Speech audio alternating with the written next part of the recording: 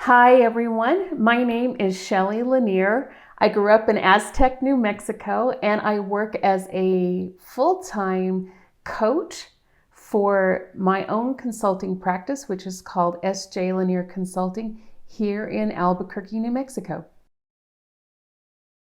Yeah, coaching is really an interesting thing. I think one of the first things to understand about coaching is that it's different than sports coaching, which is what most people are familiar with.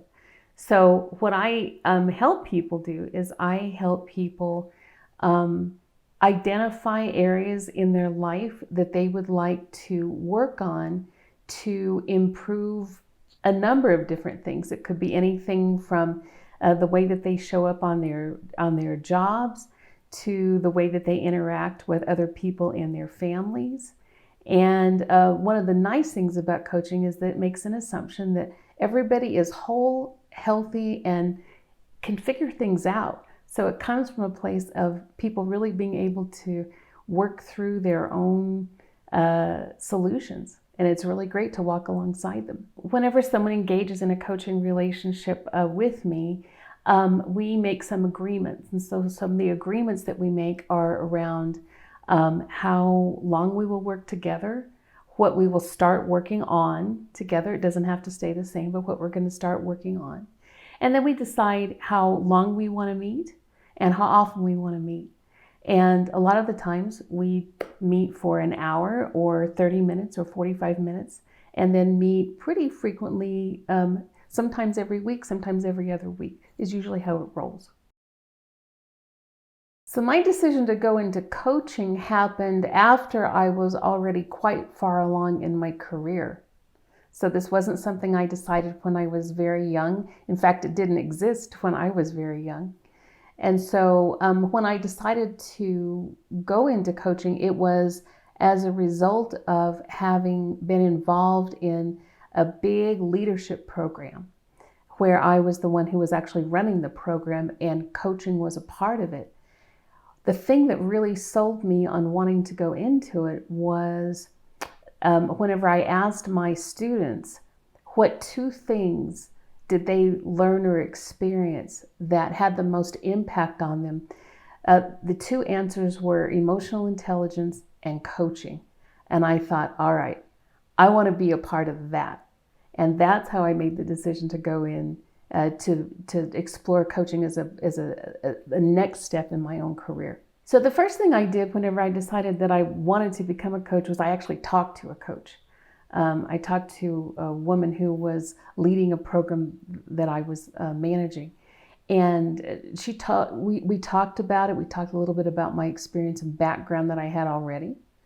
And then she encouraged me to kind of look and see what was out there in terms of training. And there is an organization here called the International Coach Federation, the ICF.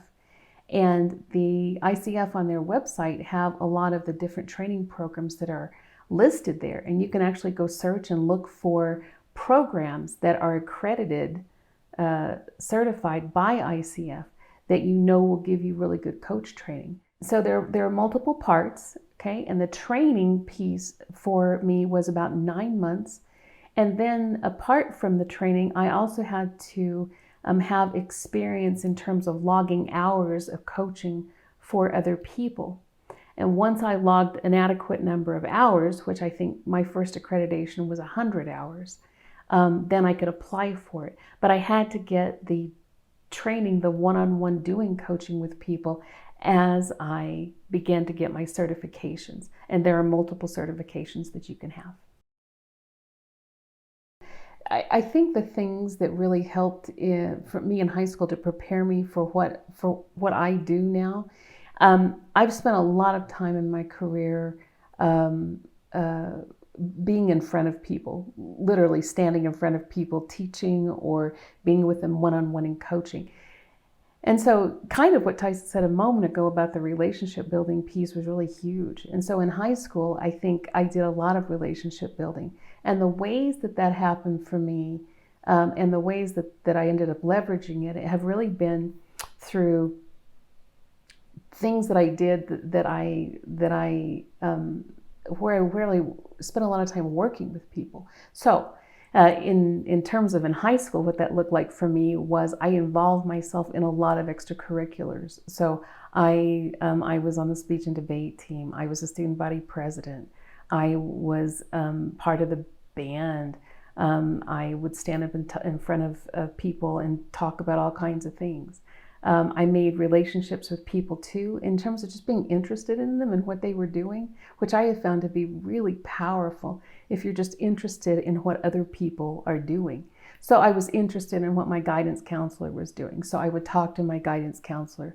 My school was small enough that I knew my principal and I could talk to him about what he was doing and how he got where he got. I was involved with some of my teachers that were really willing to share the things that they had learned. And so building those relationships, and also in doing that, it helped them know me. And in the knowing of me, it also gave me opportunities because they would remember who I was and that I was interested in something and they give me a chance.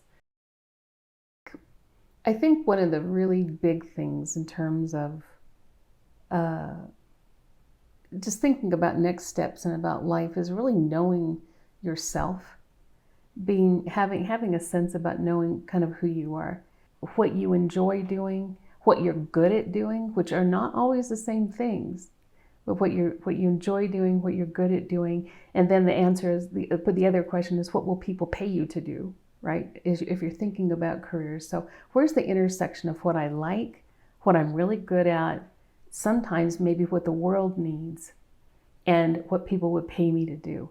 So if you can think about next steps in those terms, I think that's a really great way of trying to frame creating something for yourself that you really will enjoy, that will really do something for you, that you'll really feel engaged in.